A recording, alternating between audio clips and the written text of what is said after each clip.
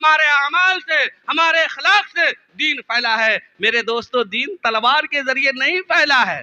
अब तारीख को उठा कर देख लेंगे, इसी हिंदुस्तान में जब मोहम्मद बिन कासिम इस यहाँ कदम रखा है तो तनहा 2000 या 4000 के फौज लेकर आया होगा।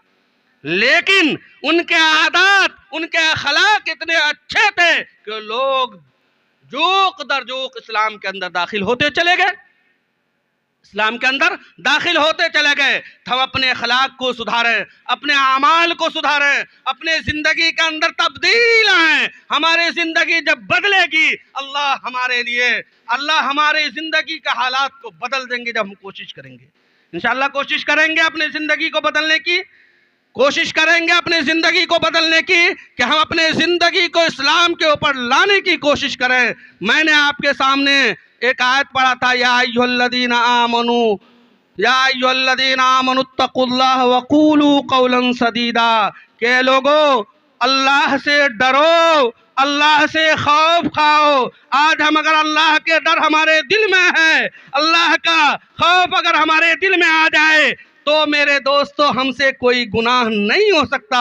अल्लाह ने हमें दुनिया में भेजा, अल्लाह ने हमें अमाल के लिए भेजा है। हम ये मत समझें कि हम दुनिया में जो कर लेंगे उसका हिसाब नहीं देना पड़ेगा, बल्कि अल्लाह ने खुद कुरान मजीद में कहा, इन्नका लबिल मिरसाद, ऐ लोगो, ऐ इंसानो, जो अमल करते रहो, जैसा अमल करोगे, ये मत समझो कि तुम्हारे अमाल के लिखने वाले नहीं है, बल्कि फरिश्ते को हमने मुतय्यन कर दिया है तुम्हारे अमाल के लिखने के लिए, और फरिश्ते हमारे हाथ में बैठे हैं। इन्नका लबिल मिरसाद, के टोह में, जैसे आप किसी के बारे में जानना चाहते हैं तो आप उसके टोह में पड़ जाते हैं, उसके घात में पड़ जाते हैं कि उसकी हकीकत हमारे सामने आ जाए। अल्लाह ने फरिश्तों को हमारे घात में बैठा दिया है। हम जो भी अमल करेंगे अल्लाह के सामने उस चीज का हमें हिसाब देना होगा। और इंसान जब तक 4 सवाल का जवाब नहीं दे देगा,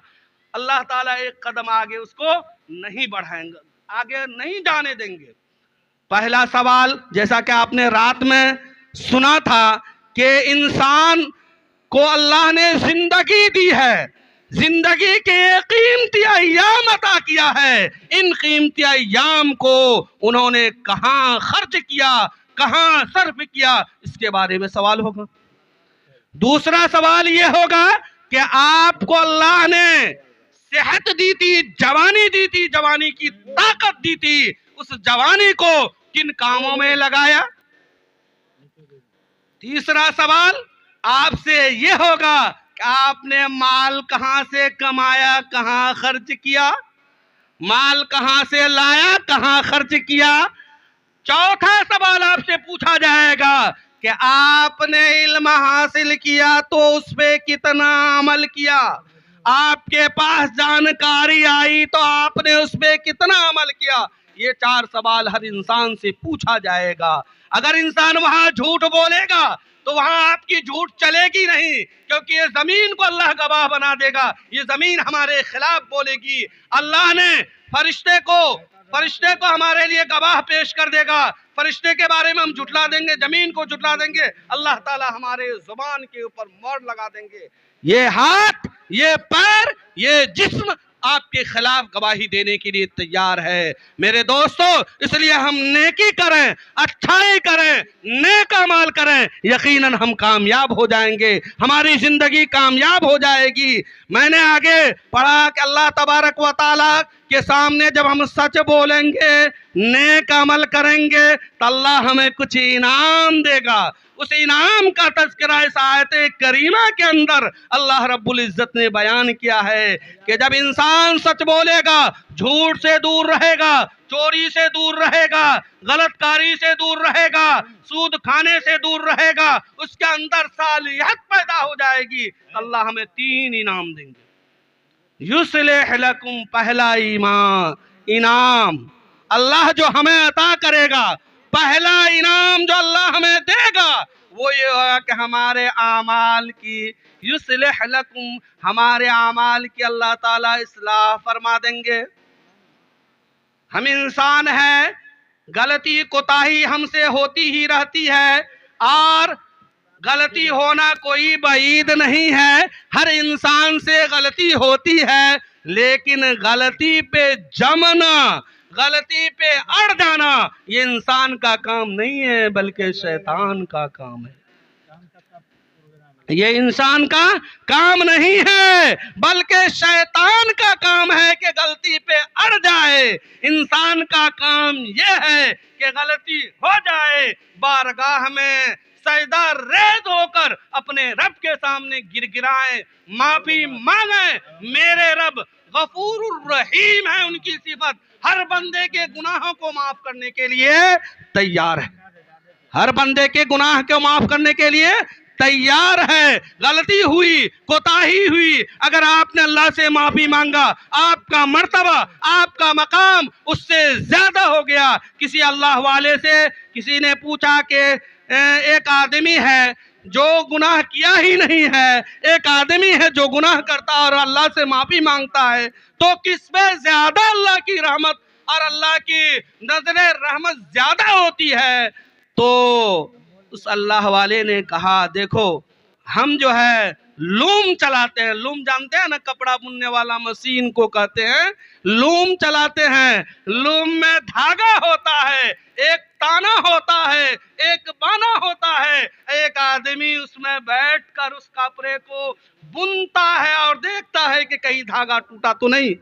जब धागा टूट जाता है तो उसको जोड़ता है और फिर उसकी नजर उस धागे पे होती है कि कहीं फिर टूट ना जाए। जो बंदा अल्लाह का नाफरमानी करता है, अल्लाह के सामने तौबा करता है, अल्लाह तबारक व तआला की नजरे रहमत उस बंदे पे ज्यादा होती है। तो अल्लाह ताला हमारे अमाल की इस्लाह फरमा देंगे, हमारा अमाल दुरुस्त हो जाएगा। यहीं पे बस नहीं किया, युस्लिह लकुम आमालकुम, अल्लाह तबारक व तआला तुम्हारे अमाल को, तुम्हारे अमाल की इस्लाह करेंगे। वयगफिर लकुम ज़ुनूबकुम, कि अल्लाह तबारक व तआला हमारी गुनाहों को माफ फरमा देंगे। जब अल्लाह से हम माफी मांगेंगे, अल्लाह हमारे गुनाह को माफ फरमा देंगे, अल्लाह हमारे गुनाह को माफ फरमा देंगे। इसलिए कि अल्लाह अपने बंदे से बेहद प्यार करता है, अल्लाह को अपने बंदे से बहुत ज्यादा मोहब्बत है। उसकी दलील ये है कि अल्लाह ने माँ के अंदर मोहब्बत रखी है, ये हर एक को मालूम है। माँ के अंदर बहुत ज्यादा बच्चे से मोहब्बत है। अगर हमसे आप मोहब्बत करते हैं तो हम मुफ्ती साहब हैं, उनसे मोहब्बत करते हैं तो आलिम दीन है, इनसे मोहब्बत करते हैं तो ये हाफिज कुरान है। लेकिन माँ एक ऐसी जात है, माँ एक ऐसी जात है जो अपने बच्चे से मोहब्बत करती है कि ना वो आलिम दीन है, बच्चा कैसा भी हो उससे माँ को मोहब्बत होती है। यही ताल्लुक अल्लाह रब्बुल इज्जत को अपने बंदे से है कि अपने बंदे से वो बेहद मोहब्बत करता है। बंदा लाख गुनाह कर ले, गलती कर ले, कोताही कर ले, बारगाह में अगर झुक जाता है, सजदा रेज होता है और तौबा करता है और कहता है, ए अल्लाह मैं जानता हूँ दुनिया का कोई बादशाह ऐसा नहीं है जिसके दरबार में हम जाएंगे तो हमारी माफी हो जाएगी, एक आप ही जात है जो माफ करते हैं, माफ कर सकते हैं। तो अल्लाह तबारक व तआला फरिश्ते से फरमाते हैं, देखो देखो ये वही बंदा है, ये वही बंदा है जो जानता है कि दुनिया में कोई शख्स नहीं है, कितना बड़ा दयालु हो, वो बंदे को माफ नहीं कर सकता। एक गलती करेंगे, दूसरी गलती करेंगे, तीसरी गलती करेंगे, आपको अपने दरबार से निकाल देगा। लेकिन अल्लाह के सामने आप बार बार गलती करते हैं, बार बार कोताही करते हैं, लेकिन रब्बे करीम आपको हर बार माफ करने के लिए तैयार होता है। तो मेरे दोस्तों, अल्लाह ने फरमाया वयगफिर लकुम ज़ुनूबकुम, कि मैं तुम्हारे गुनाह को माफ कर दूंगा। तीसरी चीज अल्लाह ने आगे फरमाया कि माफी ही नहीं है बल्कि तुम्हें दुनिया में भी कामयाब करूंगा और आखिरत के अंदर भी कामयाब करूंगा। दुनिया में कामयाबी क्या है? अल्लाह ताला आपकी इज्जत को पूरी दुनिया में आम कर देगा। अगर अल्लाह से आपको मोहब्बत है, अल्लाह से आपको ताल्लुक़ है, अल्लाह के कुरान को आप सीने में लगा रहे हैं, अल्लाह के दीन को आप आम कर रहे हैं, अपने ज़िंदगी को अल्लाह के दीन पे कुर्बान कर रहे हैं, तो अल्लाह ताला आपको पूरे आलम में मशहूर कर देगा। आपने बड़े बड़े उलमा का नाम सुना, आपने देखा नहीं है। क्यों? उसने अल्लाह से मोहब्बत किया, अल्लाह ने उसे अर्श वहां तक पहुंचाया।